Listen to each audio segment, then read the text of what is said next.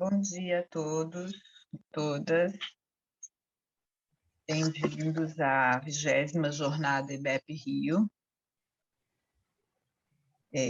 com o tema Comum em Transe, Psicanálise, Neoliberalismo e Insubmissão. Obrigada, Ana Laura, Simone. Bem-vindas, bem-vindos a todos. A gente vai começar pela fala da Ana Laura, com mais ou menos meia hora de apresentação. Depois a gente vai ter a fala da Simone, também meia hora. E depois a gente vai abrir para pergunta.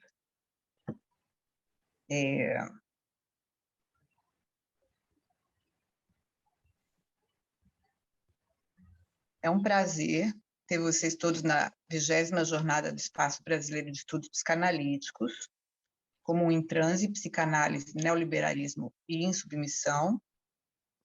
É importante para o bom andamento do nosso encontro dar alguns avisos e recomendações. As perguntas vão ser respondidas no final da exposição. A gente pede que todo mundo feche os microfones e podemos começar. Obrigada pela presença a todos.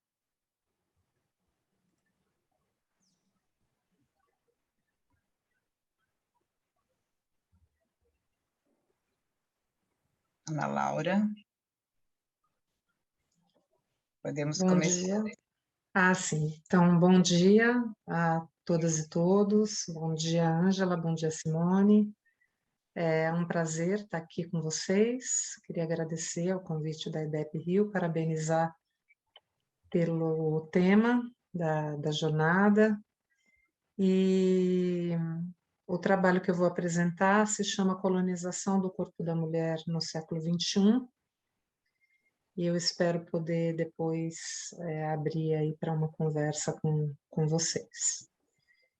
Então, eu começo lembrando de um romance que foi publicado em 1985 pela canadense Margaret Atwood, chamado O Conto da Aya, né? No original, The Handmaid's Tale. E esse romance é uma distopia na qual a personagem principal, a Alfred, narra em primeira pessoa a sua vida como Aya, que era assim uma espécie de escrava reprodutora de famílias ricas e poderosas em uma sociedade teocrática e totalitária, na qual teria se transformado o atual Estados Unidos da América. Só no último capítulo, né, que a gente fica sabendo mais detalhes a respeito daquela sociedade, pois esse último capítulo não é mais uma narrativa da personagem principal, mas sim de historiadores que teriam encontrado os escritos dela, né, 200 anos depois, quando o regime que ela narra já não existia mais.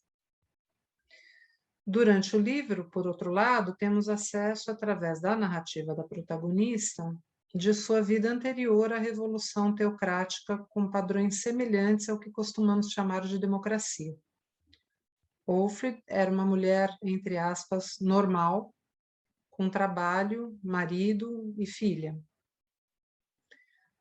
Na ditadura religiosa, a sociedade é governada por homens e as mulheres são propriedades dos governos. A maior parte das mulheres teriam se tornado inférteis por problemas ambientais e foram divididas em castas. As poucas mulheres férteis foram escravizadas para serem estupradas em rituais de fertilização carnal para gerarem filhos para a elite do sistema. O romance choca as mulheres brancas ocidentais de classe média por revelar o quanto sua aparente liberdade e distanciamento da realidade de outras mulheres com as quais, no entanto, elas convivem, seja geográfica, seja historicamente, né? Às vezes no mesmo território, como acontece no Brasil, como esse distanciamento, né, e essa aparente liberdade pode ser frágil e sem garantia. A autora chega, inclusive, a provocar as divisões, né, internas entre os feminismos, apontando alianças inusitadas de certas feministas a um puritanismo que as teria aproximado paradoxalmente de uma rejeição cristã à sexualidade não reprodutiva. Tendo mais recentemente ganhado uma versão da série televisiva, né, a distopia de Atwood nos convoca a problematizar a colonização do corpo da mulher no século XXI. Bem recentemente, novamente ficamos perplexas e escandalizadas com o retorno do Talibã ao poder no Afeganistão, dentre outras razões pela preocupação com a condição nas quais as mulheres seriam obrigadas a viver. Novamente, nesse caso, verificamos certo distanciamento defensivo, adotando uma atitude penalizada àquela realidade aparentemente tão distante de nós. O feminismo liberal se arvora a ditar regras de costume e vestimenta, inclusive, para as mulheres árabes, condenando, por exemplo, o uso do véu, né? De certo, consideram que são livres as que têm direito a postar selfies de biquíni nas redes sociais. No Brasil do século XXI, entretanto, mulheres são constrangidas por planos de saúde a pedir o consentimento do marido para colocar em DIU. Durante a pandemia da Covid-19, paradoxalmente, o lar tornou-se o lugar mais perigoso para a mulher estar, né? Com um aumento significativo de casos de violência doméstica e abusos sexuais. Não obstante todos os avanços em termos de direitos reprodutivos, sobretudo a partir dos anos 60 do século XX, estamos longe de termos superado essas questões que se atualizam a cada investida desesperada do patriarcado agonizante contra o corpo das mulheres. No Brasil de 2020, assistimos, então, a perplexos, né? E perplexas ao caso de uma menina de 10 anos, grávida, cujo direito legal ao aborto foi recusado no Espírito Santo, sendo realizado apenas no Cisando de Recife. Fundamentalistas religiosos defenderam que a gravidez fosse levada até o fim, o que, caso ocorresse, colocaria em risco a vida da menina, que foi revitimizada e agredida reiteradamente. Violentada durante vários anos pelo parente de quem engravidou, violentada quando o caso foi judicializado, quando, por premissa, sua idade, no caso, se tratava de um estupro, violentada quando os médicos se recusaram a cumprir a lei e violentada também quando uma horda de fascistas fez uma manifestação no hospital que realizou o procedimento. No dia 27 de agosto de 2020, após esse caso nefasto, o Ministério da Saúde publicou a Portaria 2282 e, na sequência, 2561 de 2020, obrigando, dentre outras coisas, os médicos a comunicarem a autoridades policiais quando de abortos decorrentes de estupros. Essa obrigatoriedade, independente da decisão da mulher, de abrir, não é, ou não uma ocorrência policial, implica em uma comprovação de que a gravidez seja fruto de estupro, culpabilizando mais uma vez a vítima. As consequências da renovação desse discurso retrógrado, traduzido em leis arbitrárias, é operar um retrocesso inadmissível quanto ao direito das mulheres sobre seus corpos, com consequências subjetivas incalculáveis.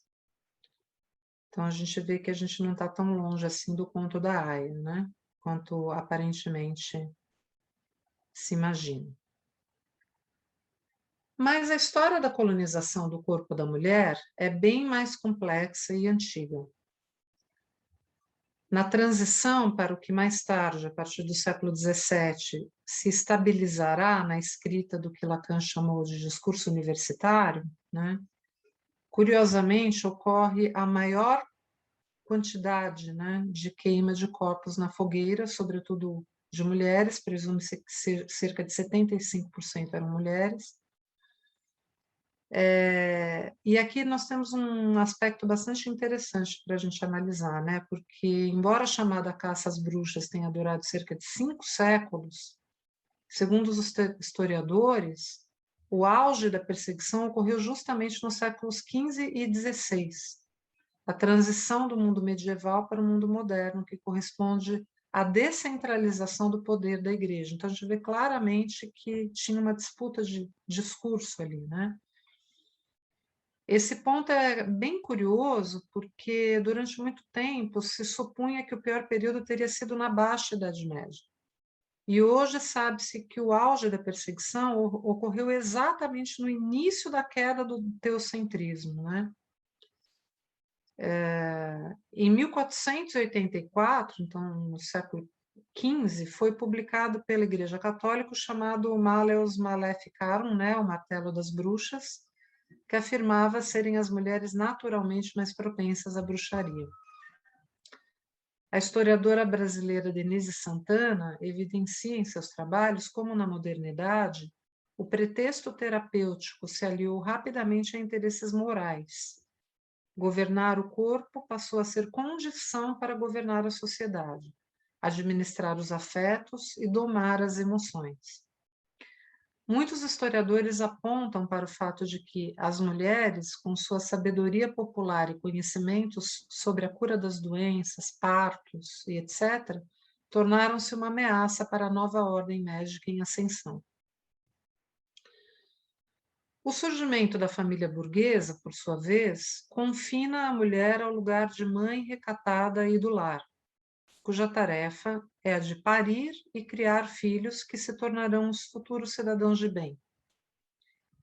A historiadora francesa Elisabeth Badinter mostrou como o mito do amor materno foi fundamental para sustentar essa posição da mulher, atribuindo a Rousseau o agenciamento de uma nova discursividade sobre a relação entre mãe e filho.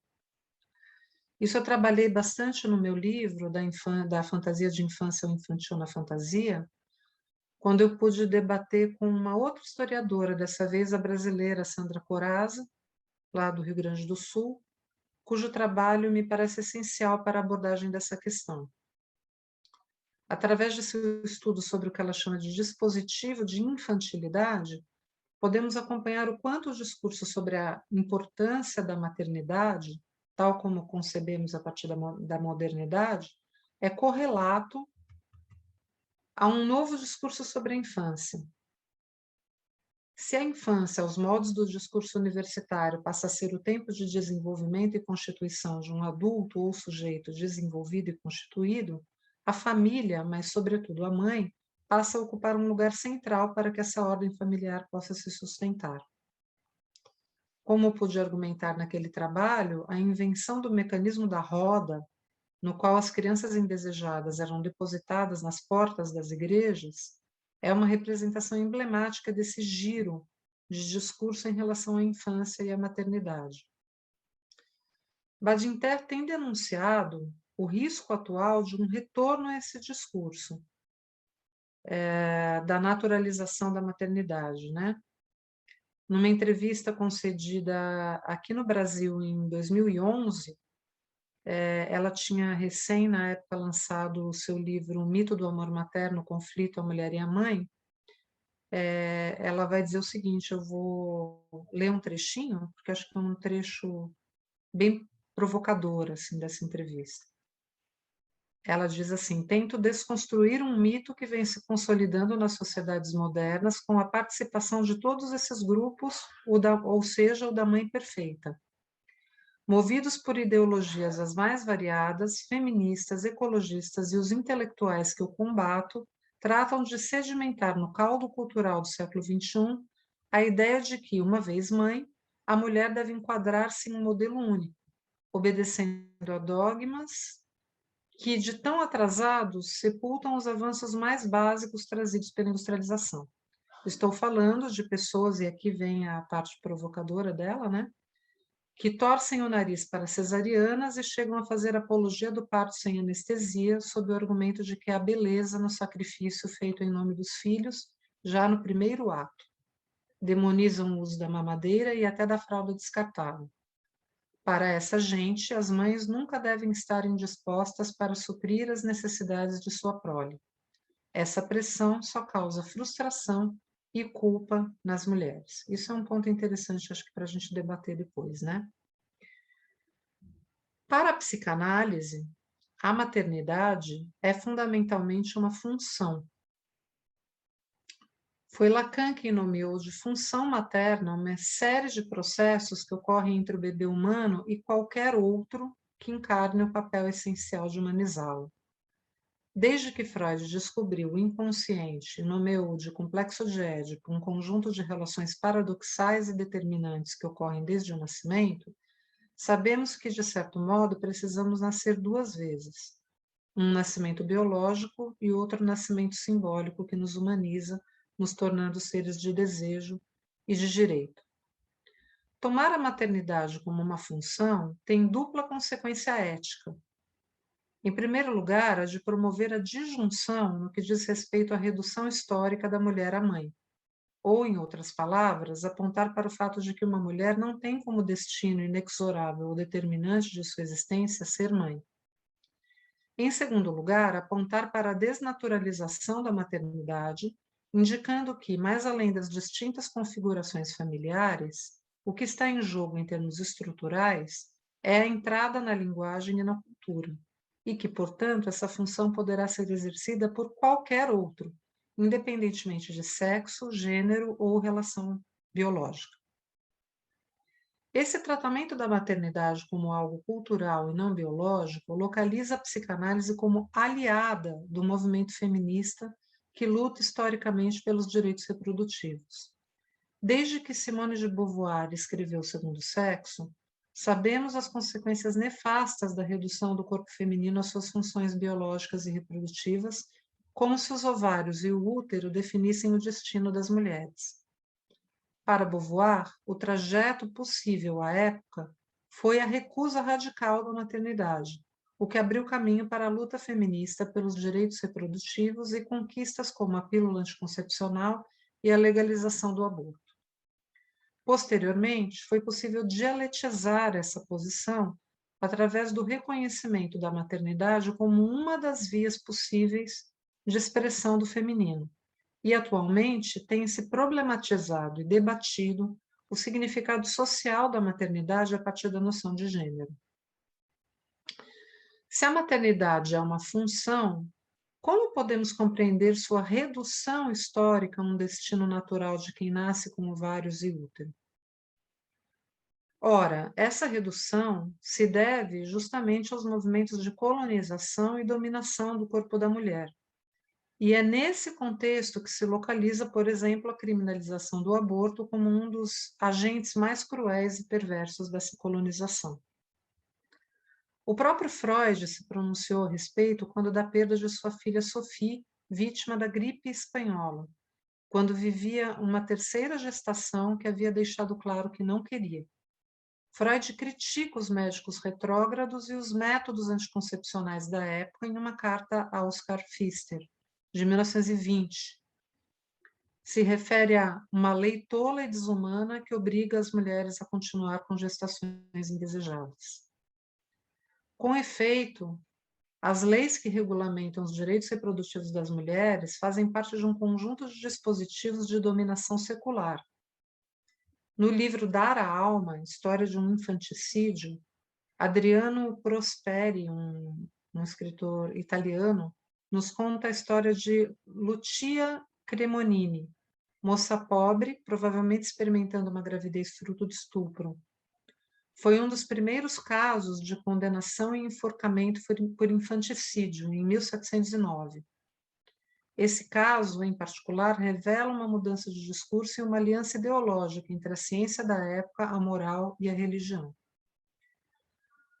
O corpo da mulher, entretanto, faz greve, girando o discurso do amo na direção oposta ao do discurso universitário, apontando para os limites dos mapas anatômicos para situar o gozo feminino. É Lacan quem ensina que a mulher não é toda e que há sempre algo nela que escapa ao discurso. Há uma multiplicidade chamada mulher, mais além da colonização fálica. Assim, sustento que é um ato político chamar esse lado múltiplo e que resiste à colonização fálica de mulher. Podemos citar como um exemplo a manifestação Ele Não, no dia 29 de setembro de 2018. O movimento Ele Não teve início nas redes sociais, principalmente através de uma adesão de diversas personalidades e celebridades por um grupo no Facebook que chamava Mulheres contra Bolsonaro. Mas rapidamente se espalhou pelas redes sociais, pelos movimentos, partidos políticos, entidades defensoras de direitos humanos, bem como coletivos feministas e LGBT. Foi a maior manifestação de rua convocada por mulheres jamais ocorrida no Brasil. Posso testemunhar pessoalmente o que presenciei e experimentei corporalmente em São Paulo, no Largo da Batata. Acostumada desde a adolescência a frequentar passeatas e manifestações, quando cheguei ao local marcado, a primeira atitude foi buscar o centro da organização, normalmente algum tipo de palanque com grandes caixas de som e lideranças conhecidas da população. Esse centro, em geral, é organizado pela entidade, partido ou conjunto de representantes que convocaram o movimento. Qual não foi minha surpresa quando, chegando ao Largo da Batata, não encontrei tal centro? Em algum lugar da praça, vi um pequeno caminhão com som, onde algumas participantes do movimento Mulheres contra Bolsonaro fizeram rápidos discursos, e alguns artistas pouco conhecidos se apresentaram também rapidamente. Mas a ocupação da praça não se dava em torno daquele pequeno caminhão.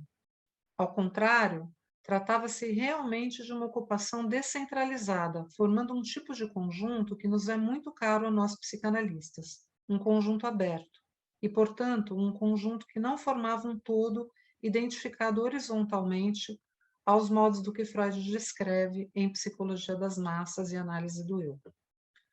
Naquele texto, Freud propõe o que seria a fórmula da constituição libidinal de uma massa.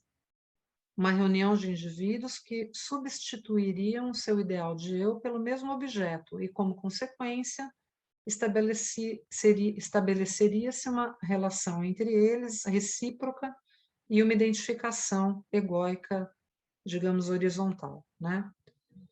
O que sustenta a massa, portanto, é a ilusão da presença de um chefe que ama igualmente a todos, e é tal ilusão que garante a não dissolução, ou seja, a união de todos em torno do um. Segundo Freud, a multidão é impulsiva, versátil e irritável, e deixa guiar-se quase exclusivamente pelo inconsciente. Em outras palavras, a massa tende a ser manipulada por seu líder. Pois bem, não foi o que vimos nas ruas na primavera de 2018. Se estivermos de acordo com as premissas freudianas, poderíamos sustentar que o movimento Ele não constituiu uma massa.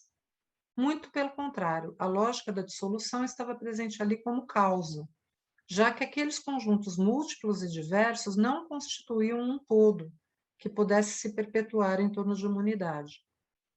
No caso específico do Largo da Batata, eram pequenos conjuntos que tomaram toda a praça e arredores. Jovens, mulheres, famílias, crianças, deficientes, homens, velhos, transexuais, etc. Impossível tentar estabelecer algum critério a partir do qual seria possível classificar aquelas pessoas em um único grupo. Interessante aqui, eu até peguei o trechinho de uma letra do Arnaldo Antunes, né, que fala justamente dessa impossibilidade de unificação totalizante a partir da diversidade. É uma canção que se chama Inclassificáveis, né? Ou seja, justamente não é possível encontrar um a partir do qual seria possível constituir uma classe. Ele fala, não tem um, tem dois, não tem dois, tem três, não tem lei, tem leis, Não tem vez, tem vezes. Não tem Deus, tem deuses. Não tem cor, tem cores. Não há sol, há sós. Dentre tantos plurais, leis e deuses, estamos sós, pois nos sabemos ímpares. Uma a uma, como afirma Lacan a respeito das mulheres, que, por definição, não formam um conjunto fechado a partir da norma fálica. Mas, embora sós, não somos únicas e podemos, vez ou outra, nos enlaçar e depois nos dissolver. Laço feminino, esse laço que não faz um. Em seu precioso texto O Anticapitalismo Feminino, de 2001, Pierre Bruno lança uma questão sobre a possibilidade de sustentar um laço social a partir da lógica do feminino, ou seja, da lógica do não todo. Eu acrescentaria com Lacan um laço social livre da necessidade de grupo. Seria essa uma espécie de utopia lacaniana? Talvez sim, se pensarmos com a lógica da não dissolução. Sabemos que o capitalismo exclui as coisas do amor, mas as coisas do amor não são facilmente dispensáveis. O sujeito das massas, entretanto, em geral, nada quer saber sobre essa inundação de gozo e tende a criar barragens precárias que romperão mais cedo ou mais tarde. A importância ética do discurso do psicanalista é o fato dele sustentar um vazio como causa do desejo e não a universalidade como condição do gozo, possibilitando assim uma relação inédita entre o saber e a verdade. Daí sua homologia com a inscrição feminina não toda fálica, o que torna possível e imprescindível a interlocução da psicanálise com as diferentes concepções de mulher nas várias vertentes do feminismo contemporâneo. É certo que o discurso do psicanalista e o discurso da histérica são solidários, já que, de modos distintos, são os discursos que fazem oposição aos discursos de dominação.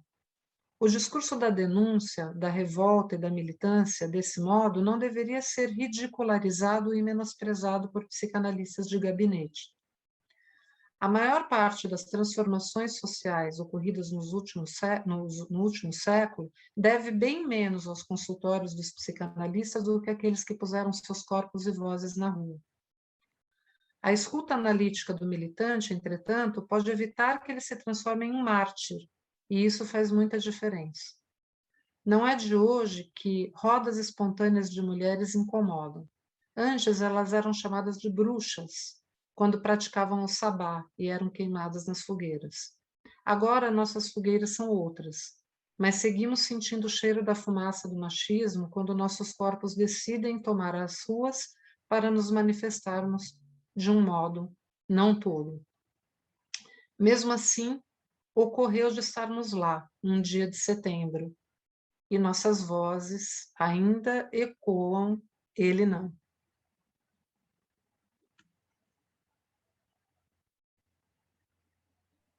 É isso, gente. Obrigada. Obrigada, Ana Laura. No começo da nossa mesa, eu não fiz a apresentação de Ana Laura, desculpem. Vou fazer isso agora, então. Ana Laura é psicanalista, escritora e editora, doutora pela Universidade de São Paulo, pós-doutora pela Universidade Estadual do Rio de Janeiro e pesquisadora da Universidade de Campinas. É membro da Escola de Psicanálise dos Fóruns do Campo Lacaniano, de São Paulo, e é autora, dentre outros, dos livros Feminilidade e Experiência Psicanalítica e Da Fantasia de Infância ao Infantil na Fantasia. Então, Ana Laura, muito obrigada. Obrigada a vocês. Vamos passar a fala da Simone. Eu vou apresentar a Simone.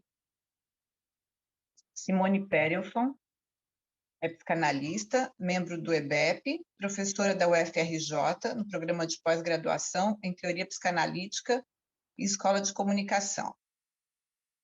Então, bem-vinda, Simone. Vamos à sua fala. Bom dia. Bom dia, Ângela, Ana Laura. Bom dia a todas, a todos que estão aqui. E agradeço aos organizadores da jornada pela possibilidade, pela alegria de estar aqui nesta mesa. Bom, dado o bom dia, dado o agradecimento, eu vou iniciar a minha fala, eu vou começar a compartilhar a tela, porque eu preparei a minha fala a partir de alguns slides.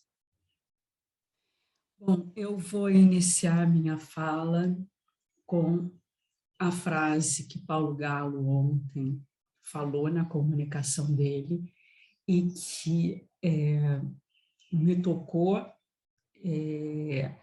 me provocou e poderia, eu acho, talvez, refazer toda a minha comunicação a partir dessa frase. A revolução nós vai fazer mancando. Coloquei ela agora, coloquei ela nos slides, como uma fala inspiradora, me surpreende, me surpreendeu, continua me surpreendendo, como que em tão poucos significantes parece que ele nos dá uma aula de psicanálise política, todos os termos, o eu é nós e a revolução é manca, nada mais freudiano do que essa formulação. De fato, aqui eu entro na minha fala que vai se dar em torno do tema que eu já trabalho há bastante tempo e no momento de enviar uma proposta de fala, eu estava bastante tomada por uma questão, o tema que eu trabalho há muito tempo, sobre o qual eu vou falar, é o tema das novas tecnologias reprodutivas. E eu estava bastante tomada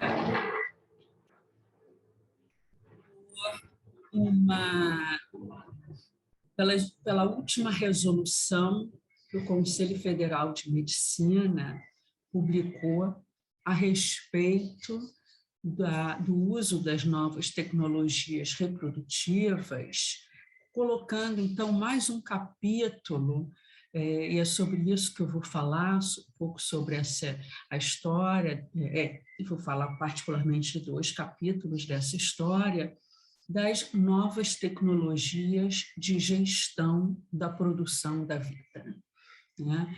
Então, o tema da minha fala de hoje é o tema das novas tecnologias reprodutivas e, particularmente, o debate em torno das últimas resoluções do Conselho Federal de Medicina quanto à sua regulamentação. O que me provocou, que conduziu à preparação dessa comunicação, foi um encontro com uma regulamentação que me parece buscar reproduzir um modelo extremamente familiarista dentro dessas novas formas de reprodução.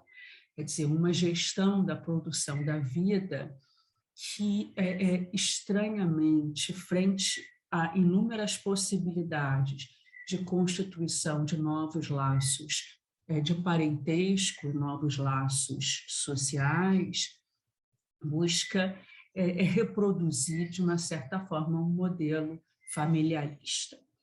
Comecei a pensar na apresentação e, bem em cima da apresentação, me bateu um incômodo muito grande, uma angústia grande, por justamente ter a impressão de uma incongruência do que eu estava preparando, do que eu vou apresentar hoje, com a temática da jornada né? E particularmente com a atual situação crítica do país. As jornadas do EBEP sempre foram marcadas por uma reflexão política, um engajamento político, um posicionamento político intenso, e desde a última jornada isso veio se aprofundando. E aí eu pensei, caramba, eu vou falar sobre o tema das novas tecnologias reprodutivas, vou falar sobre um modo de reprodução que permanece restrito a uma pequena minoria economicamente favorecida. Me pareceu tão incongruente eu falar sobre essa temática. Gente, desculpa, eu estou tentando aqui reorganizar aqui a minha tela para eu poder ver vocês e ver a minha tela, mas não estou conseguindo. Então, além da incongruência temática, está a incongruência aqui de eu não conseguir ver vocês, mas vou retomar aqui e vou seguir aqui tentando lidar com os meus malestares. Mas me pareceu assim incongruente num momento de urgência política, num momento de extrema precarização da população, e particularmente da maioria da população, né? Da maioria que vive como uma minoria, no sentido de minoria de direitos, eu falar sobre um modo de reprodução restrito a uma minoria economicamente favorecida. E aí eu conversei primeiramente com a minha amiga Leila Ripoll, depois com a minha amiga Cristina Poli, sobre essa sensação de incongruência, esse mal-estar, e ambas me fizeram ver que fazia sentido eu fazer essa fala. Então, até agora, de uma certa forma, eu estou aqui falando sobre, primeiro, a sensação de que essa fala não teria sentido hoje, e o caminho que eu fui percorrendo até me dar conta que sim, que faria sentido. Primeiramente, justamente por isso, porque é um modo de reprodução restrito a uma minoria economicamente favorecida. De modo que eu vejo cada vez mais em que medida essas novas tecnologias reprodutivas elas nos encaminham para um aprofundamento do fosso que separa as classes do Brasil, as classes no Brasil. Sobretudo, se levarmos em conta a vertiginosa ampliação de diferenças que elas colocam em cena, que elas podem colocar em cena.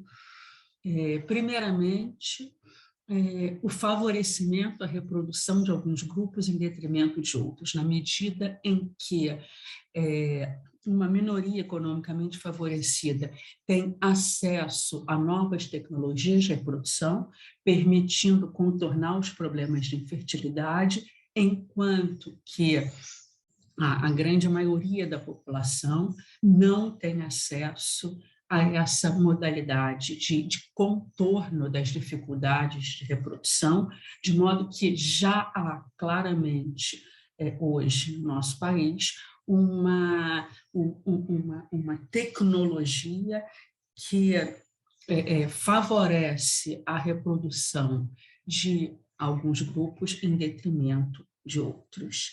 Em segundo lugar, a promessa que elas trazem e a realidade que elas colocam em cena de um possível controle do processo reprodutivo. A reprodução via novas tecnologias de reprodução, ela hoje ela pode se dar de uma outra forma, principalmente a partir do momento em que o embrião pode ser produzido in vitro, ele pode ser acompanhado in vitro até o 14º dia dele, pode ser testado geneticamente, pode ser os embriões que vão ser inseridos no corpo da mulher, podem ser selecionados.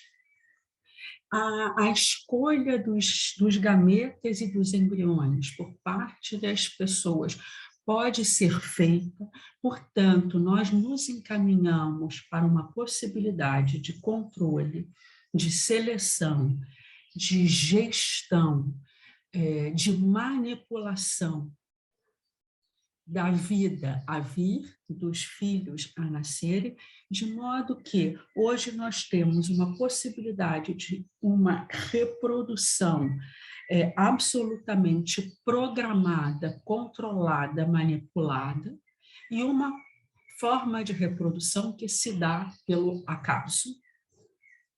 Evidentemente, nós temos não apenas o favorecimento da reprodução em alguns grupos em detrimento de outros, mas claramente uma modalidade de reprodução oferecida a alguns grupos e não oferecida, não disponibilizada para outros grupos.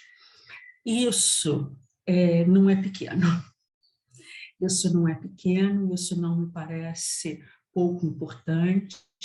Estranhamente, isso é muito pouco discutido, muito pouco visibilizado, mas isso é uma realidade. Isso é uma realidade no Brasil extremamente concreta, cotidianamente vivida. Em outros países, principalmente na França, por exemplo, que é um país onde as novas tecnologias reprodutivas são disponibilizadas na rede pública, mesmo ali há uma série de problemas que também são colocados, que também são, quer dizer, que são colocados e que são discutidos publicamente pela sociedade civil, coisa que não acontece aqui. Ok, em vários momentos, dado que eu já trabalho com esse campo há mais de 20 anos, me parece, e isso é uma questão que eu coloco já de antemão, que nos encaminhamos para uma situação em que a classe favorecida passará a se reproduzir por via das novas tecnologias reprodutivas e a desfavorecida por via, entre aspas, natural. Ok. Até eu conseguir formular, como eu estou formulando aqui para vocês, que isso é sério, que isso é importante, que isso precisa ser mais discutido, eu passei pela Conferência de Freud sobre os sonhos para ainda legitimar o sentido dessa minha fala, de me sentir autorizada a trazer essa fala nessa jornada. Me deparei essa semana, mais uma vez, com a Conferência de Freud sobre os sonhos, em que ele conversa com um possível interlocutor que o estaria criticando por tomar os sonhos como objeto de investigação da psicanálise. Esse interlocutor estaria dizendo para ele: tomar os sonhos como um objeto de investigação de uma ciência com tanta coisa mais séria para investigar, tomar um fenômeno aparentemente sem nenhum valor prático, demasiadamente insignificante, um objeto indigno de investigação. Freud tem essa conversa com esse interlocutor, que na verdade seria um cientista legitimamente reconhecido, e que estaria criticando por tomar os sonhos como objeto de investigação, Freud diz que coisas importantes também podem se manifestar sob a forma de pequenos indícios. Tendo desenvolvido um pouco a minha fala, não me parece mais tanto que são pequenos indícios, mas mesmo que sejam, me parece que posso tratar deles. Vou iniciar a minha fala a partir também de a fala, os posicionamentos colocados por Jacques Testard numa entrevista que foi publicada com esse título: PMA, GPA e transhumanismo vão servir ao liberalismo. PMA, procriação medicamente assistida, GPA, gestação por outra, né, o que nós conhecemos como barriga de aluguel, e transhumanismo vão servir ao liberalismo. Jacques Testard entre aspas, ele é apresentado... Simone, Oi. Simone, desculpa te interromper. O seu som perdeu o volume de novo. Vê se está melhor agora. Sim, agora está melhor. Tá, eu vou falar então mais alto. Então, Jacques Testard é apresentado na matéria em vários outros lugares como pai, né, pai, entre aspas, aí, do primeiro bebê de proveta concebido na França em 1982.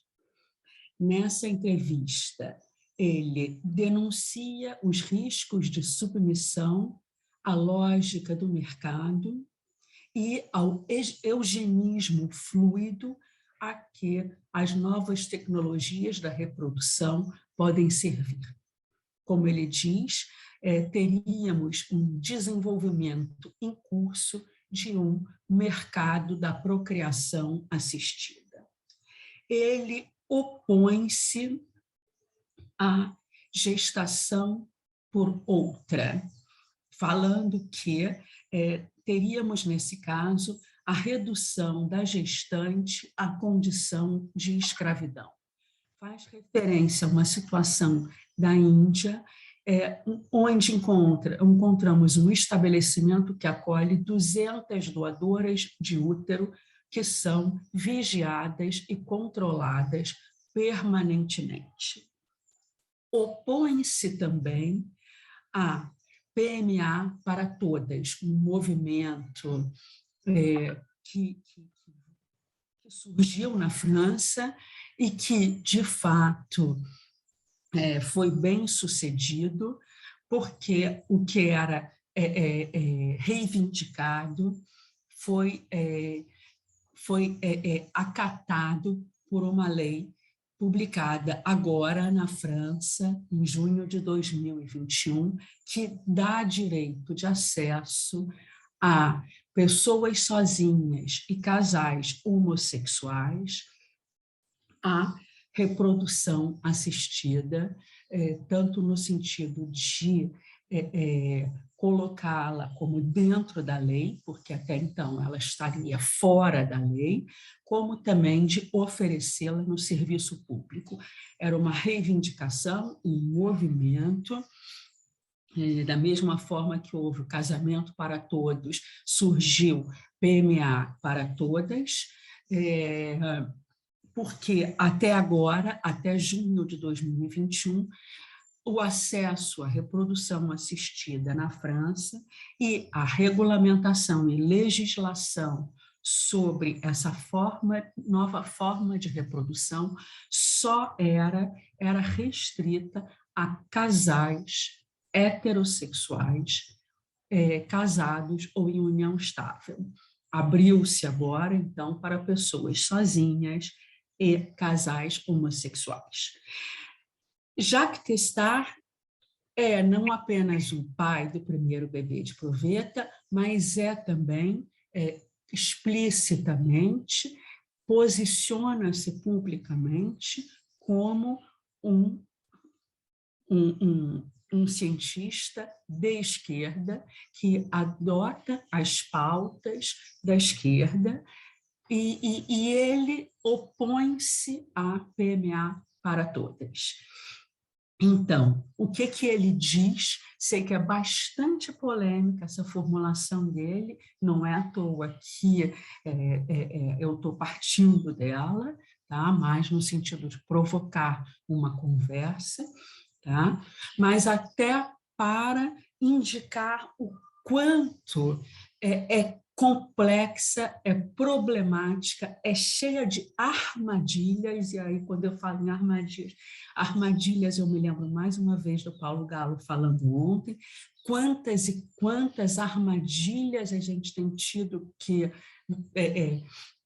encarar.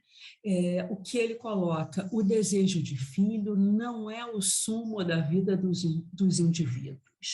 É um argumento que se utiliza muito hoje para justificar o uso de tecnologias.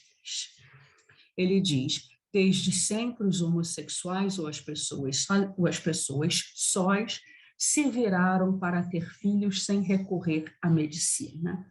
O que o contexto é a intervenção médica quando ela não é indispensável. Ele coloca muito claramente que, de modo algum, ele é contra homossexuais ou pessoas sós serem pais, serem mães. Ele é totalmente favorável ao casamento para todos e à possibilidade de todos terem filhos. O questionamento dele é justamente essa máquina para que a modalidade de reprodução agora se dê via recurso à medicina. E, de uma certa forma, a criação de uma demanda, a oferta criando essa demanda. E realmente, para quem está há mais de 20 anos trabalhando nesse campo, fica muito claro como que essa oferta hoje cria essa demanda. O outro ponto que ele coloca como um ponto extremamente problemático, a maior preocupação dele é que os critérios de seleção de gametas e embriões dos bancos de esperma não são claros. As possibilidades de utilização de testes genéticos para evitar a transmissão de, ele próprio coloca entre aspas, doenças, abre precedentes para uma via de eugenismo e particularmente de um novo eugenismo, que é o eugenismo que se coloca a serviço do mercado. Primeiro, ele coloca os bancos de esperma querem proporcionar aos casais garantias que não existem na natureza, e ele faz referência à existência de laboratórios chineses que já buscam selecionar embriões em função do seu grau de inteligência. Então, repito aqui uma frase dele, a conquista do mundo neoliberal passa pela inteligência. É com certeza um engano, pois o gênio da inteligência não existe. Mas vemos, através desses procedimentos, que existe uma vontade generalizada de ultrapassar as qualidades médias da população em um sentido de competição. Então, hoje, claramente, nós vemos tecnologias de reprodução sendo oferecidas, particularmente no caso do Brasil, a uma minoria favorecida que busca, sim, ultrapassar as qualidades médias da população e que busca selecionar os embriões a partir de promessas, de garantias, enquanto que uma outra, e a grande maioria da população, se reproduz sem essas promessas, sem essas possibilidades, que, se em grande parte são promessas, em outra medida, há sim uma possibilidade de controle, de seleção extremamente alta. Ângela, se você puder me falar quando eu tiver só 10 minutos, eu te agradeço. Tá bem. Acho que pelo tempo que a gente tem aqui mais flexível, você tem mais 10. Ok. Eu vou agora ser muito rápida, porque eu vou trazer basicamente informações. Tá? Como eu já coloquei, na França, as novas tecnologias reprodutivas são oferecidas no serviço público e são rigorosamente legisladas. Então, em junho de 2021, após muito debate público, há agora uma legislação sobre o direito de acesso à procriação medicamente assistida por mulheres solteiras e casais homossexuais. A cessão temporária de útero, gestação por autrui, é proibida. Os casais homossexuais femininos, até agora, que recorriam à reprodução assistida em outros países, estavam fora da lei. E para os masculinos, apenas o doador de esperma era reconhecido como pai. Essa situação hoje mudou. A gestação compartilhada em casais de mulheres, até agora, apenas a que gestou era reconhecida como a mãe. Essa situação hoje mudou. No Brasil, as novas tecnologias reprodutivas são oferecidas apenas no serviço privado e regulamentadas apenas pelo Conselho Federal de Medicina. Hoje, tem direito de acesso e esse direito de acesso está escrito na última regulamentação do Conselho Federal de Medicina, casais heterossexuais, casais homossexuais, pessoas sozinhas e pessoas transexuais. Então, em junho de 2021, sem debate público algum, foi regulamentado o acesso às novas tecnologias reprodutivas por parte de pessoas solteiras, casais homoafetivos e pessoas trans. Colocaria, então, como uma questão provocadora: conservadorismo francês versus liberalismo de modos brasileiro, entrando em cena como problematizantes, entrando em cena, nos colocando em várias armadilhas, o mercado, tanto aqui como na França. A Igreja Católica na França, a bancada evangélica no Brasil.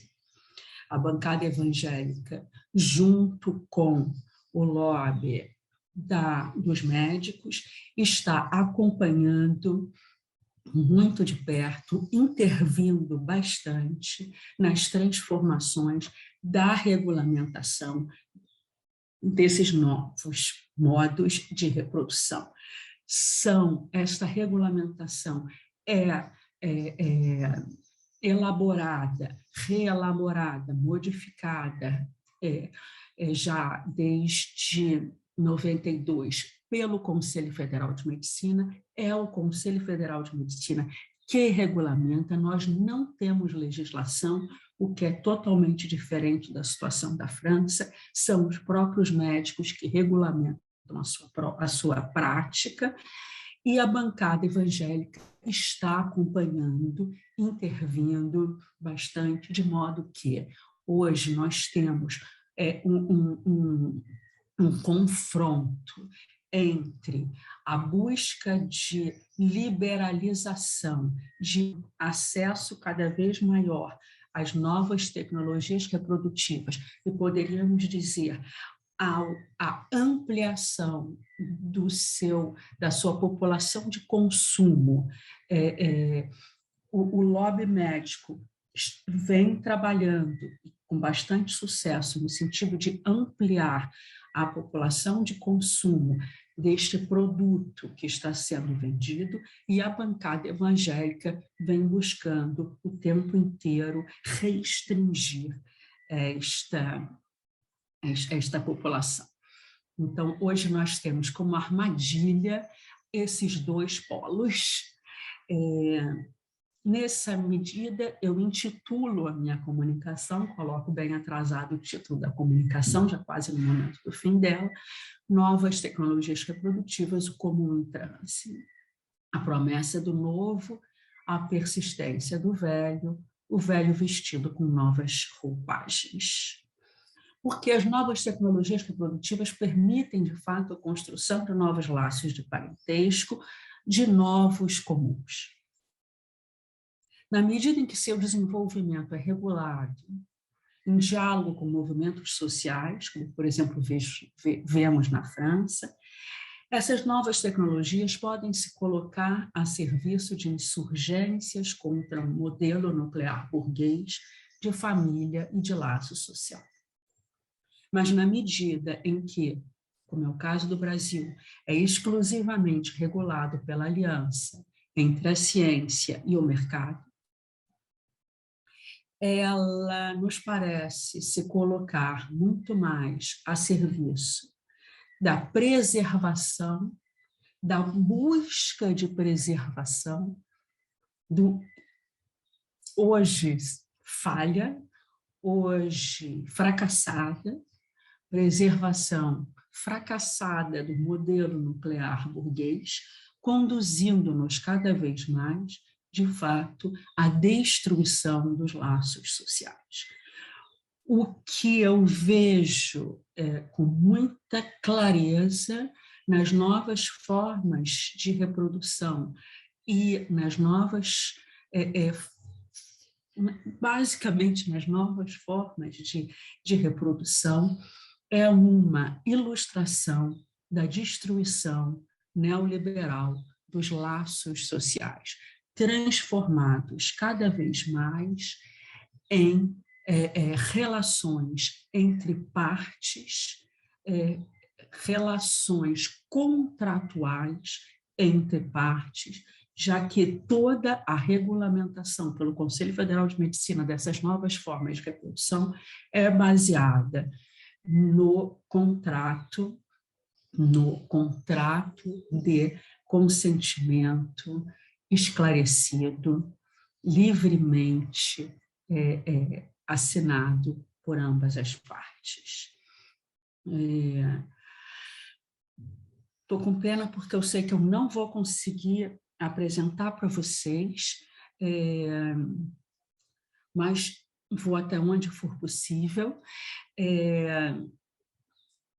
A minha ideia aqui era apresentar para vocês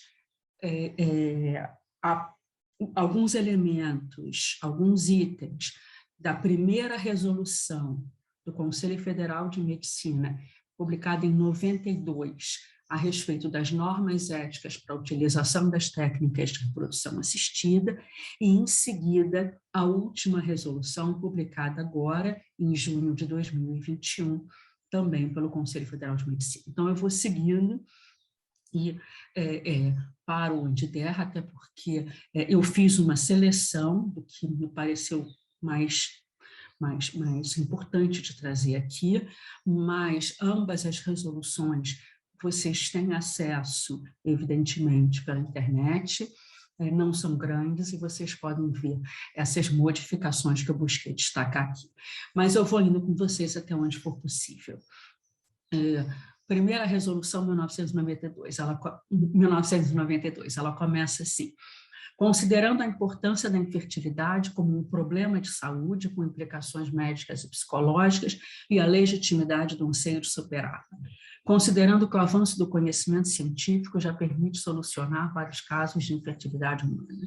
Considerando que as técnicas de reprodução assistida têm possibilitado a procriação em diversas circunstâncias em que isso não era possível pelos procedimentos tradicionais. Considerando a necessidade de harmonizar o uso das técnicas com os princípios da ética médica. Ok, o que eu vou fazer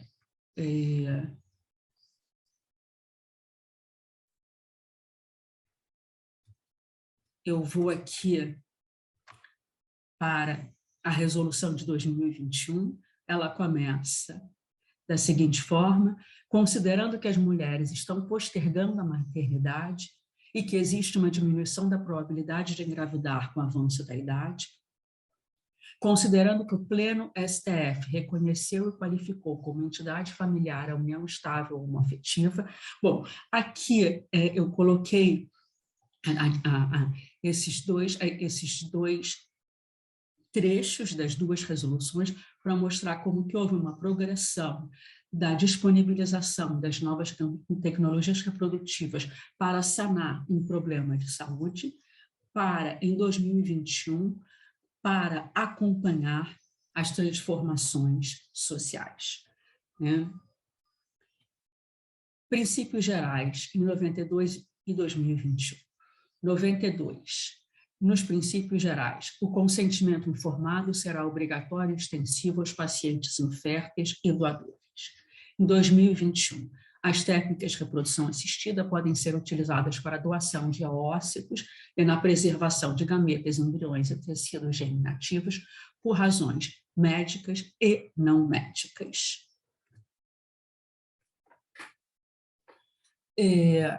Pacientes de reprodução assistida, em 92, toda mulher que tenha concordado de maneira livre e consciente em documento de consentimento informado. Em 21, todas as pessoas capazes que tenham solicitado o procedimento cuja indicação não se afasta dos limites dessa resolução. Permitido o uso para heterossexuais, homoafetivos e transgêneros. É permitida a gestação compartilhada em união homoafetiva feminina. Considera-se gestação compartilhada a situação em que o embrião obtido a partir da fecundação dos ócitos de uma mulher é transferido para o útero de sua parceira. A respeito da doação de gametas e embriões. Ângela, por favor, você me avisa quando eu tiver terminado o meu tempo. Eu estou aqui querendo trazer para vocês, justamente, trazer um cenário em que dê uma ideia para vocês de como que essas resoluções elas vêm transformando, ampliando a penetração das novas tecnologias reprodutivas na sociedade e o controle e a gestão das novas formas de produção da vida. Como que isso tem acontecido de forma tão distante de qualquer debate por parte da sociedade. Acho que vocês conseguem ter uma ideia do quão sérias são estas questões. Bom, em 92, os doadores não devem conhecer a identidade dos receptores e vice-versa. Obrigatoriamente será mantido sigilo sobre a identidade dos doadores de gametas e pré-embriões, assim como a dos receptores. Em 21, os doadores não devem conhecer a identidade dos receptores e vice-versa, exceto na doação de gametas para parentes de um dos receptores. Ou seja, entre pais e filhos, entre avós e netos, entre irmãos, entre tios e sobrinhos, entre primos. Foi esta resolução que me provocou na produção dessa apresentação, porque essa regulamentação vai surgir só em 2021. Agora, até agora, a doação de gametas e embriões só podia acontecer anonimamente, através de recurso a bancos ou mesmo a estoques da clínica de gametas e embriões.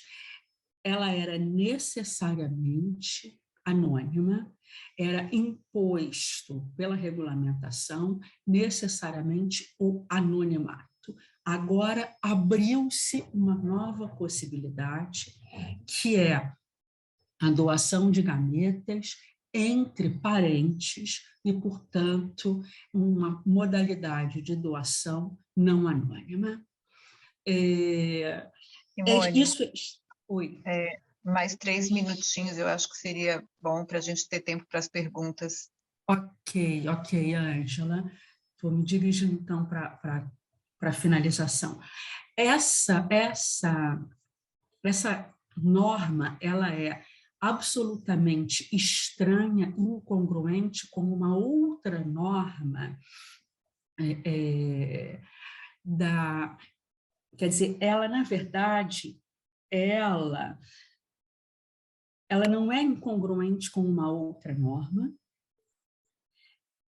ela vem harmonizar-se, desculpa, com uma outra norma que até agora aparecia como incongruente, que era o fato de que, bom, a gestação por outra,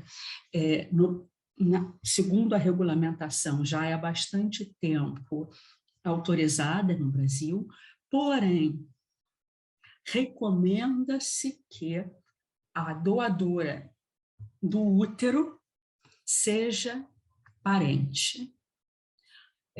Quando não é parente, o Conselho Federal de Medicina exige uma preparação de todo um dossiê, incluindo um laudo psicológico. Agora, então, o que acontecia? Para a doação de útero, exigia-se que a doadora fosse da família. Para doadores de gametas e embriões, a doação precisaria ser rigorosamente anônima. O que aconteceu? Pacientes começaram a entrar na justiça exigindo o direito de doação de gametas e de embriões dentro da família. Entraram com ações e até porque havia essa incoerência dentro da regulamentação. Agora, então, as novas tecnologias de reprodução não apenas recomendam que a doadora do útero seja uma familiar, como também regulamentam a doação de gametas e embriões intrafamiliar, abrindo, neste caso, a possibilidade de uma doação não anônima. Nós vemos, então, como que as novas tecnologias reprodutivas no Brasil vão moldando um tipo de reprodução que acontece com arranjos dentro da família,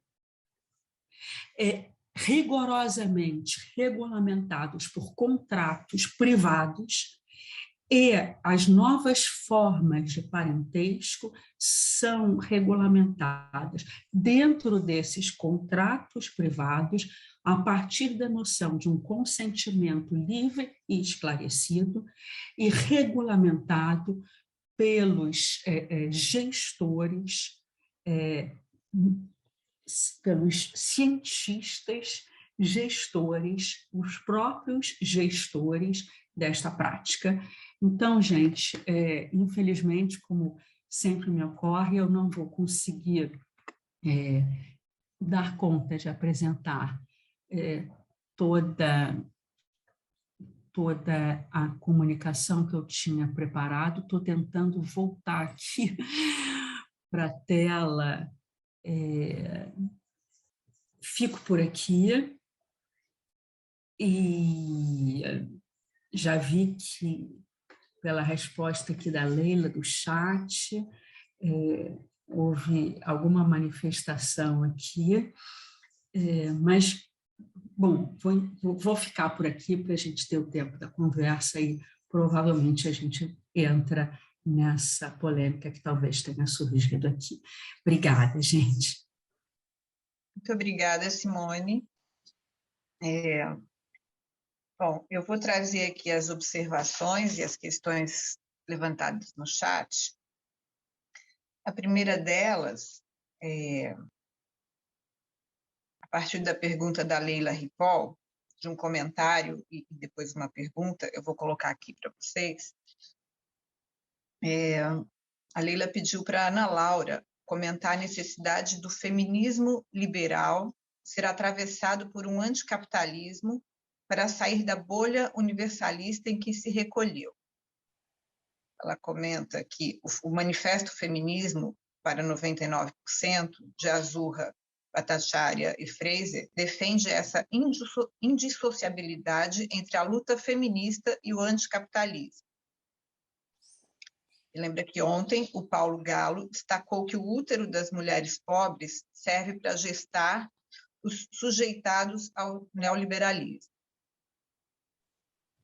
Então, mesmo que ela considere que a Ana Laura tenha respondido essa questão no decorrer da fala, ela gostaria que Ana Laura e Simone, se puderem, desejarem, comentem o aspecto anticapitalista que precisa acompanhar as lutas feministas. Vocês preferem que eu coloque todas as questões ou vamos respondendo aos poucos? Vocês querem comentar, Ana Laura e Simone, essa primeira colocação Ângela, se você me permite, pela questão do tempo, talvez fosse interessante colocar todas, porque pelo menos eu aí teria mais facilidade de distribuir o meu tempo na resposta. Ok.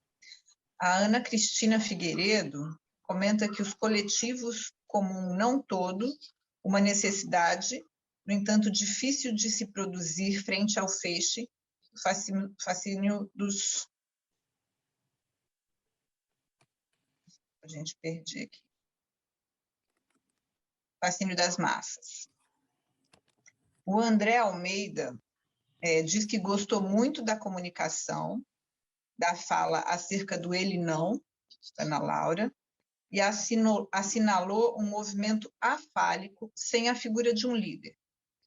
Ele diz que o que o remeteu à potência multitude de Spinoza, como se o movimento fosse uma multiplicidade de pequenos grupos e subjetividades agrupadas numa multidão, se manifestou em atos. E a pergunta dele, então, o falo a ser castrado, decepado por uma multidão horizontal e afetada pela feminilidade do ele não seria o próprio Bolsonaro e, mais ainda, o que representa o fascismo bolsonarista? A Luciene Costa de Castro fez várias considerações sobre a fala da Simone e eu vou colocar aqui a pergunta final dela. A pergunta é: a destruição dos laços sociais pelo neoliberalismo já está se dando quando os casais heterossexuais se beneficiam dessas tecnologias também? Ou apenas quando os beneficiados são os casais homossexuais?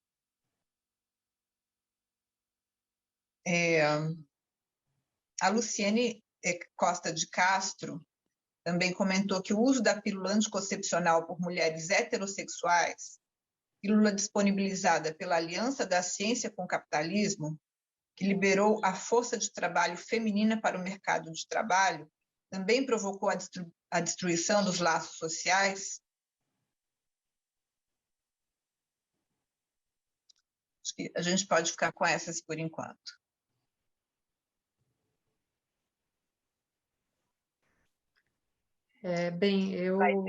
A gente vai ter, para vocês se localizarem, gente, 15 minutos, no máximo 20, para terminar. Eu até agradeço mesmo, porque eu tinha me programado até às 11, eu não posso me estender muito além disso, porque eu tenho outros compromissos também agora aqui na clínica, mas vou tentar ser bem concisa nas minhas respostas. Eu primeiro queria agradecer as questões, porque eu acho que elas são extremamente relevantes. Eu acho que não há uma resposta objetiva para nenhuma delas, exceto talvez para a primeira, né? A questão da relação do feminismo liberal e a necessidade de que, eu não diria que o feminismo liberal incorpore, vamos dizer assim, as agendas anticapitalistas, né, e antirracistas, porque eu diria que a definição do feminismo liberal é justamente não se opor, não é, ao capitalismo. Então, eu acho que, na verdade, nós temos que desenvolver cada vez mais uma crítica ao feminismo liberal, né? Que eu acho profundamente equivocado, né? Eu não quis me estender muito na minha fala, por conta para respeitar o meu tempo de fala, mas eu queria falar para vocês a respeito de um livro que eu estou lendo, que eu estou achando muito interessante, que se chama Feminismo Branco, das sufragistas às influenciadoras e quem elas deixam para trás, da Koa Beck, que é uma jornalista norte-americana, né? E eu vou só ler um trechinho para vocês, que eu acho que as palavras dela falam melhor do que qualquer outra forma que eu poderia usar aqui para falar, né? Ela diz assim: o feminismo branco é uma ideologia que tem prioridades, objetivos e estratégias diferentes para alcançar a igualdade de gênero. Autonomia personalizada, riqueza individual, autoaprimoramento eterno e supremacia. É uma prática e uma forma de ver a igualdade de gênero que tem seus próprios ideais e princípios, assim como o racismo, o heterossexismo e o patriarcado, e sempre teve. Como muitos outros preceitos opressores, o feminismo branco é mais um sistema de crenças do que algo relacionado a uma pessoa específica, seja branca, mulher ou algo diferente disso. É uma forma específica de ver a igualdade de gênero ancorada na acumulação de poder individual, em vez de na redistribuição de poder. Pode ser praticado por qualquer pessoa de qualquer raça, contexto, pertença, identidade ou filiação. É um tipo de feminismo que engole as políticas de poder sem questioná-las, ao replicar padrões de supremacia branca, ganância capitalista, ascensão corporativa, práticas de trabalho desumanas e exploração, e declarar que é empoderador para mulheres seguir essas doutrinas como os homens sempre fizeram. Então, eu acho que a minha posição se alinha, né, a essa, embora a gente sabe que isso é um trabalho permanente, não é? Porque eu espero ter podido mostrar aqui no meu trabalho quanto nós mesmas, muitas vezes, nos vemos caindo nessas armadilhas, né? Por exemplo, de ver com horror o que está acontecendo no Talibã, né, no Afeganistão, sem nos darmos conta de que nós estamos muito mais próximas disso do que poderíamos imaginar, né? Isso por um lado, né?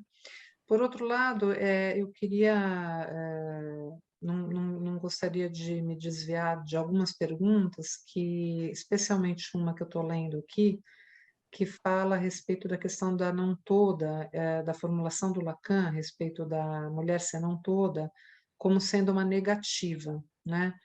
E eu diria, e acho que várias perguntas foram um pouco nessa direção, eu queria falar para vocês que eu não concordo com essa leitura, porque existe vamos dizer assim, uma leitura bastante equivocada da subversão que o Lacan escreve ali nas fórmulas da sexuação. Infelizmente, eu não teria condição de fazer essa demonstração aqui, mas eu tenho meu livro que vocês devem conhecer, né, Feminilidade e Experiência Psicanalítica, tem um anexo sobre lógica, né? E existe uma subversão lógica que o Lacan opera ali na escrita da sexuação, que é extremamente complexa, inclusive ela já foi reconhecida no próprio campo da lógica, é uma lógica paraconsistente, é uma lógica paraconsistente que justamente derroga o princípio da não contradição aristotélico, portanto, não é um modo de negação da lógica clássica. E eu, inclusive, trouxe aqui no meu trabalho um trechinho de um texto meu, analisando logicamente o ele não. De que tipo de negação é o ele não? né? E eu não acho que seja um tipo de negação afálica, muito menos acéfala. E nesse sentido, eu acho que seria um pouquinho mais complexo do que a gente considerar o Bolsonaro, vamos dizer assim, alinhar o Bolsonaro a isso que a gente precisaria, de alguma maneira, se opor, né, numa negativa simples, assim. Também não tenho tempo de fazer a demonstração lógica disso aqui, mas eu queria chamar a atenção para vocês, por quê? Porque eu escrevi esse texto em resposta a um colega psicanalista, que na época do Ele Não, colocou nas redes sociais que as mulheres que tinham aderido e chamado Ele Não tinham sido responsáveis pela eleição do Bolsonaro, e ele usou isso usando justamente o texto da negativa do Freud, colocando que ao afirmar, ao usar o Bolsonaro no ele não, elas estariam antes reafirmando o Bolsonaro, porque ao negar você na verdade está afirmando, né? Uma leitura extremamente simplória do texto da denegação do Freud, né? Porque Freud não diz que a negação é o Freud diz que a negação pressupõe a afirmação.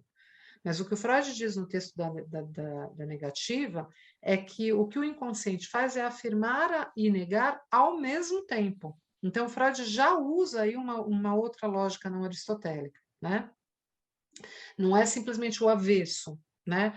Quando você nega, você não está negando. Quando você fala não é minha mãe, você está, na verdade, dizendo é minha mãe. Não é isso que o Freud diz, né? E eu fiquei tão indignada, né, com essa leitura simplória, rasa, e mais uma vez colocando a culpa nas mulheres, né, e dizendo, inclusive, fazendo uma interpretação barata, dizendo que as mulheres, no fundo, tinham um tesão recalcado pelo Bolsonaro, porque todas irem na rua gritar ele não, ele não, ele não, na verdade elas estavam como que assim, reafirmando uma espécie de transferência com o Bolsonaro, né? E eu acho que esse tipo de leitura binária, que absolutamente não existe nas fórmulas da sexuação, as fórmulas da sexuação não são binárias. Ao contrário, né, Lacan parte do pressuposto matemático e lógico de que o 1 não alcança o 2, não há 2. Há o 1 e o múltiplo, né? E eu acho extremamente subversivo da parte do Lacan, né? Inclusive, a gente precisa lembrar que várias feministas frequentavam seu divã, né? E eu tenho certeza que ele escutou as feministas, sobretudo em relação ao gozo feminino, para escrever as fórmulas da sexuação, chamar esse lado múltiplo de mulher. Eu acho um ato feminista, isso, mas eu também precisaria de tempo para demonstrá-lo, né? Porque justamente todas essas demonstrações passam pela subversão no campo da lógica e pela criação desse outro tipo de negação, que é a negação que ele escreve como não toda, né? Então, eu acho que essa é a leitura que eu sustento, né? Eu acho que absolutamente as fórmulas da sexuação não são uma negativa, né? Mas, como eu disse aqui, eu precisaria de mais tempo para demonstrar isso, mas fica aqui o convite, né, para quem está nos assistindo, para talvez assim se aprofundar um pouco mais, né, porque é muito rico, muito fértil essa abertura, né, que inclusive esse nosso colega Pierre Bruno trabalha muito nesse texto Anticapitalismo Feminino, né, propondo um laço social que é mais próximo daquilo que a gente poderia chamar de constelação, né? E a constelação é um tipo de conjunto aberto, né? Não compacto, ou seja, ele não fecha a partir de um todo, vamos dizer assim, ele suporta a multiplicidade, né?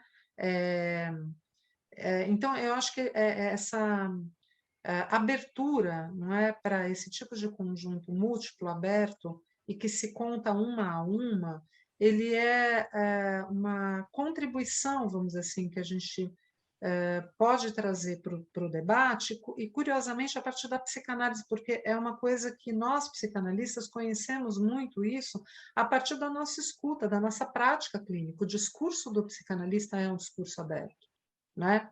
É um discurso que justamente contempla essa questão da singularidade e propõe um outro tipo de laço social. Então, é muito interessante a gente poder exportar, não é, um tipo de laço social que nos é familiar a partir da nossa prática clínica, para poder pensar uma lógica do coletivo alternativa à lógica da psicologia das massas, tão bem descrita por Freud e tão parente, né, daquilo que Lacan formalizou como o discurso do amo, ou o discurso do amo moderno, que é o discurso universitário, que o Foucault tão bem descreveu com essa aliança entre saber e poder, e que, do meu ponto de vista, está em plena crise, né?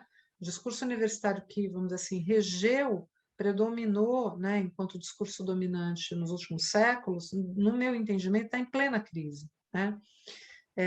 Então, eu acho que é mais do que oportuno que a gente possa pensar essas questões a partir de uma lógica não binária, né? E eu acho que o Lacan é um dos, né, vamos dizer assim, agentes dessa construção de uma formalização lógica não binária, né? Então, eu sempre digo isso, assim, o Paul Preciado não precisa saber disso, porque ele não é psicanalista, não é obrigado a conhecer, né, as fórmulas da sexuação, e ele está totalmente autorizado a se confundir, né, e a se equivocar, né, embora as questões que ele traga para o debate são absolutamente urgentes, necessárias e indispensáveis, me parece, assim.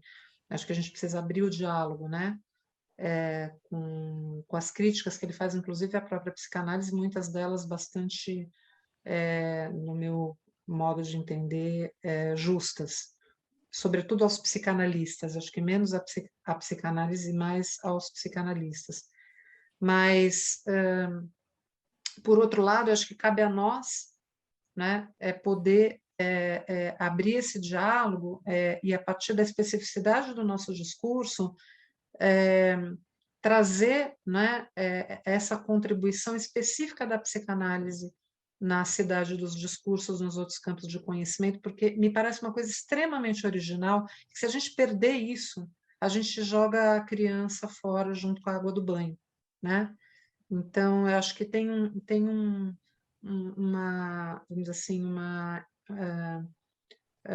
um ineditismo, né, que a psicanálise traz, que pode ser muito rica e que aponta, me parece, para essa possibilidade de uma constelação, né, que inclua aquilo que não é passível de ser de todo colonizado pelo falo, né? Essa é a minha posição em relação a isso. Obrigada, gente. Bom, a gente tem mais 5 minutinhos. Não sei se Simone quer comentar, responder nesse tempo curtinho as considerações anteriores. Sim, eu vou falar bem brevemente, até porque não tem como não ser. Vocês estão me ouvindo? Sim. Ok. Em primeiro lugar, eu queria esclarecer algo sobre a minha comunicação, né, que não pôde, foi não toda. As novas tecnologias reprodutivas, a meu ver, elas abrem possibilidades de novas formas de laços de parentesco, de novos laços familiares e novos laços sociais. Ao mesmo tempo, elas se colocam como uma armadilha para nós. Ou seja, elas têm uma potência de abertura extremamente interessante, importante, do ponto de vista de transformações propriamente dos laços sociais. Ao mesmo tempo, elas trazem uma armadilha de serem capturadas, principalmente pelo mercado. E isso principalmente a partir do momento em que o embrião hoje pode ser fabricado fora do corpo e manipulado até o 14º dia para depois ser inserido dentro do corpo da mulher. Tem uma, inclusive, talvez o principal campo de discussão sobre as questões das novas tecnologias reprodutivas são as feministas. Quer dizer, as pensadoras feministas estão pensando muito sobre esse ponto. Por um lado, a possibilidade de controle do processo procriativo amplia enormemente os direitos e as possibilidades das mulheres. Como, por exemplo, a questão da pílula que foi colocada. Por um lado, a mulher hoje tem como decidir o momento que ela vai procriar, ao mesmo tempo, ela hoje, justamente porque tem essa possibilidade, ela opera muito mais em função das exigências do mercado. Então, ela adia o seu momento de procriação e ela acaba nas mãos da medicina. Enfim, isso é um ponto. Outro ponto, a questão do útero de substituição. Claramente, hoje, isso é algo que a Marina Correia já falou há muito tempo atrás, tanto a questão... Seu microfone tinha baixado, já voltou. Ok. Há duas situações que colocam muito claramente uma distribuição de papéis, de posições das mulheres extremamente reprodutora das diferenças sociais, que são a prática da doação compartilhada, em que uma mulher doa os seus óvulos para uma outra que paga o seu tratamento. Então, você tem um tipo de situação muito presente nas novas tecnologias reprodutivas, em que uma mulher pobre doa os seus óvulos para uma mulher rica, que, por sua vez, paga o tratamento da mulher pobre, e você tem uma outra situação, que uma mulher pobre doa temporariamente o seu útero, passa pelo processo de gestação durante 9 meses para uma outra mulher ou para, muitas vezes, um casal homossexual masculino. Em geral, trata-se de uma mulher pobre, mesmo que ela não possa ser remunerada, existe uma certa forma de gratificação financeira. Então, nós temos uma situação de nova forma de reprodução que reproduz uma situação de exploração do corpo da mulher pobre, que é extremamente problemática. Ok, só queria esclarecer isso. Outra coisa, queria... Desculpa, Simone, te interromper, mas a gente já está extrapolando o tempo. Ok, então vou ficar por aqui. Bom, gente, muito obrigada. Agradecendo a Ana Laura, a Simone, a todos os participantes, a todas as discussões muito ricas. Parece que todo mundo gostaria que a gente tivesse muito mais tempo. As pessoas estão pedindo também as indicações dos livros.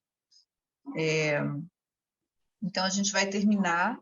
O próximo evento, às 11h30, é uma conferência com Christian Laval, a mediação do Luiz Paulo Martins. A gente tem aí uns 20 minutinhos de intervalo antes desse próximo evento. Então, muito obrigada e boa jornada para todo mundo até o final das nossas conferências. Obrigada, gente. Foi um prazer estar aqui com vocês. Obrigada pelas palavras aí de incentivo. Ana Laura, eu gostei muito da sua fala quando diz que é um ato político de Lacan chamar o outro lado de mulher. Eu pensei, venho pensando, se hoje não seria um ato político nosso chamar o outro lado de trans ou de não binário. Eu sempre digo que só existe mulher trans. Enfim, seguimos, mas ótimo. Tchau, gente. Obrigada.